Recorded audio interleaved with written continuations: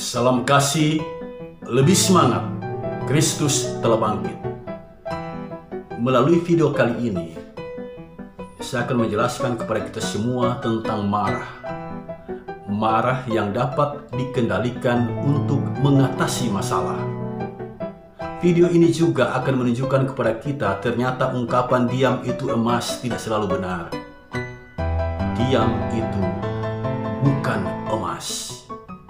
Jika Anda suka dengan video ini, silakan like, bunyikan loncengnya, dan bagikan video ini kepada semua orang yang Anda jumpai.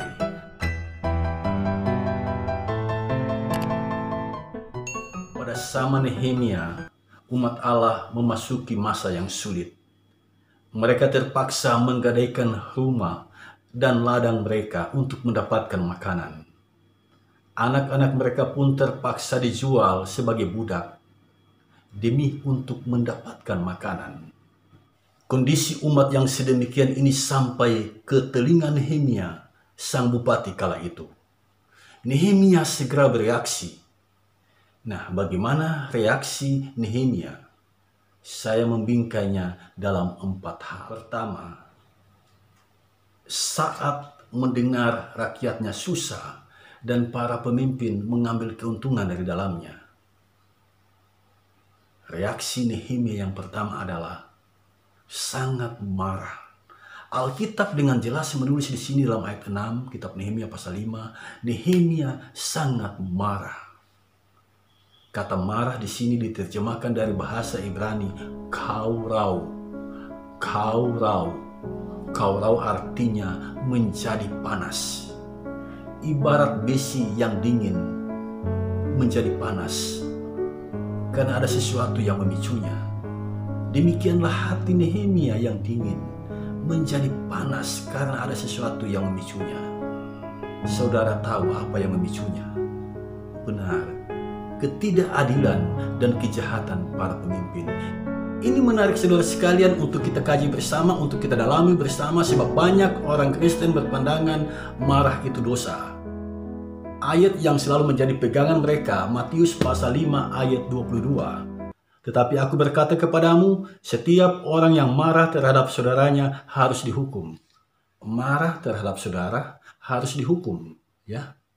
Efesus pasal 4 ayat 26 juga bersaksi, apabila kamu menjadi marah, janganlah kamu berbuat dosa. Janganlah matahari terbenam sebelum padam amarahmu. Apabila kamu menjadi marah, janganlah kamu berbuat dosa. Ya.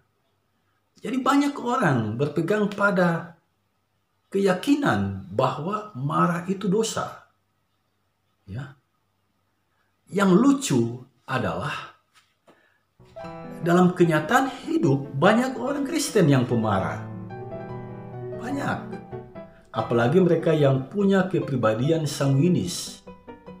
Orang yang punya kepribadian ini cepat bereaksi, sangat sensitif, dan mudah sekali marah. Nah, apakah orang-orang yang seperti ini berbuat dosa? Alkitab berbahasa Indonesia diterjemahkan dari Alkitab berbahasa Yunani. Dalam teks Alkitab berbahasa Yunani, kita menemukan kata marah itu diterjemahkan dari 2 kata. Yang pertama, thumos, artinya kemarahan sekejap, ya, marah tapi tidak lama. Yang kedua, orge, kemarahan berkepanjangan, marah dalam rentang waktu yang lama. Nah, dalam kitab Injil Matius yang kita baca tadi dan kitab Efesus yang kita baca tadi, kata yang digunakan di sini untuk kata marah adalah orge.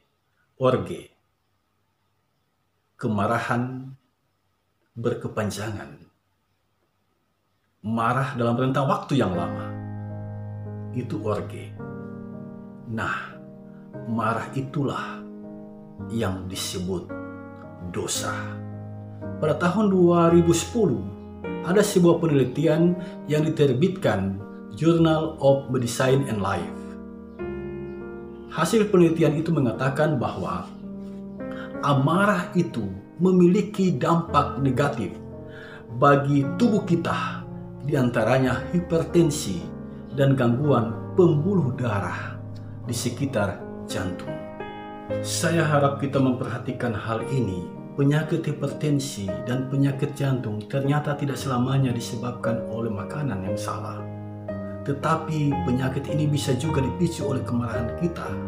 Anda menyimpan kemarahan dalam hati dalam rentang waktu yang panjang, itu dapat memicu hadirnya penyakit hipertensi dan penyakit jantung. Oleh sebab itu, jika penyakit kita, penyakit jantung, penyakit hipertensi tidak sembuh-sembuh juga, segeralah mengevaluasi diri. Waspadalah, jangan-jangan Anda seorang pemarah. Ya, pemarah tingkat dewa. Nah, jika marah itu berdampak negatif bagi kesehatan tubuh kita, mengapa Nehemia sangat marah? Marah itu ternyata sesuatu yang alami. Marah itu kerja emosi kita, reaksi perasaan kita ketika kita diperlakukan tidak menyenangkan atau ketika kita melihat sesuatu yang tidak menyenangkan. Spontan emosi perasaan kita marah. Jadi kemarahan Nehemia sesungguhnya adalah kemarahan yang wajar ketika dia melihat ketidakadilan dan kejahatan yang dilakukan oleh para pemimpin. Yang menarik di sini, Nehemia dapat mengendalikan amarahnya dan energi kemarahannya itu dia gunakan untuk mengatasi masalah yang sedang dihadapi oleh umat Allah saat itu. Jadi kemarahan itu adalah sesuatu yang alami. Kemarahan itu berdampak positif atau negatif sangat bergantung pada keputusan kita. Marah atas ketidakadilan, marah atas kejahatan itu sangat berguna, berdampak positif bagi masyarakat. Berdiam diri ketika ada ketidakadilan, berdiam diri ketika ada kejahatan, itu tidak baik, itu tidak berguna. Itu menandakan diri kita tidak peka, cuek, acuh tak acuh terhadap lingkungan di sekitar kita. Karena itu ungkapan yang mengatakan diam itu emas tidak selalu benar. Dalam realitas yang semacam ini, diam itu bukan emas. Itulah sebabnya pendeta John Stott menulis demikian. Dewasa ini dibutuhkan lebih banyak luapan amarah atas kejahatan, atas ketidakadilan yang terjadi di sekitar kita.